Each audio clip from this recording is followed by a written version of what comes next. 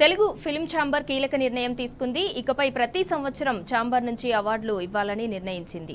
ఫిబ్రవరి 6న Telugu cinema పుట్టినరోజు వేడుకల్లో అవార్డులు ఇవ్వాలని తీర్మానించింది. ప్రభుత్వం ఇచ్చే అవార్డులతో పాటు ఫిల్మ్ ఛాంబర్ నుంచి అవార్డులు ఇవ్వనున్నట్లు స్పష్టం చేసింది. తెలుగు సినిమా పుట్టినరోజున ప్రతి సినిమా నటుడు ఇంటిపై, థియేటర్ల వద్ద ప్రత్యేకంగా జెండా ఆవిష్కరించాలని వెల్లడించింది. జెండా రూపకల్పన బాధ్యతను ఫిల్మ్ ఛాంబర్ పరుచూరి గోపాలకృష్ణకు అప్పగించింది. ఇక గద్దర్ అవార్డుల ప్రస్తావనను టాలీవుడ్ పట్టించుకోలేదు. 14 నెలలుగా గద్దర్ అవార్డుపై ముఖ్యమంత్రి ప్రతిపాదన చేస్తున్నప్పటికీ దానిపై ఏమాత్రం స్పందించలేదు.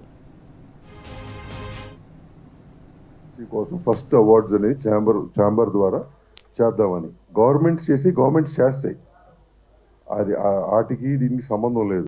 ఆంధ్రప్రదేశ్ గవర్నమెంట్ ఏ పేరు మీద చేసినా, మన తెలంగాణ గవర్నమెంట్ ఏ పేరు మీద చేసినా అవి రన్ అవుతాయి. ఛాంబర్ తరఫున ఇండస్ట్రీకి ఒక ఫంక్షన్ పెట్టి ఛాంబర్ ద్వారా ఇండస్ట్రీలో పెద్దల ద్వారా లేదా ఇండస్ట్రీలో ఉన్న అనుభవకుల ద్వారా అవార్డ్స్ డిసైడ్ చేసి ప్రతి సంవత్సరం టేక్ ఆఫ్ ఛాంబర్ ద్వారా చేద్దామనేది ఒక ఆలోచన.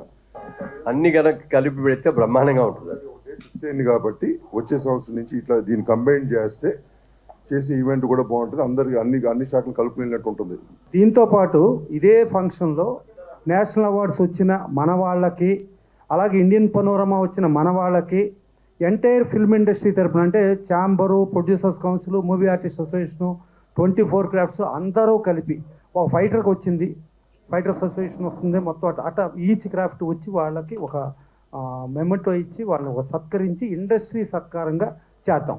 చెప్పినట్టు నేషనల్ అవార్డు అవ్వచ్చు, ప్రతి సంవత్సరం వచ్చే పద్మశ్రీలో వచ్చేదైనా కానీ ప్రతి దానికి సెపరేట్ ఫంక్షన్ కాకుండా ఈ రోజునే అవన్నీ కూడా కలిపి చేస్తే కనుక నిండుగా ఉంటుంది.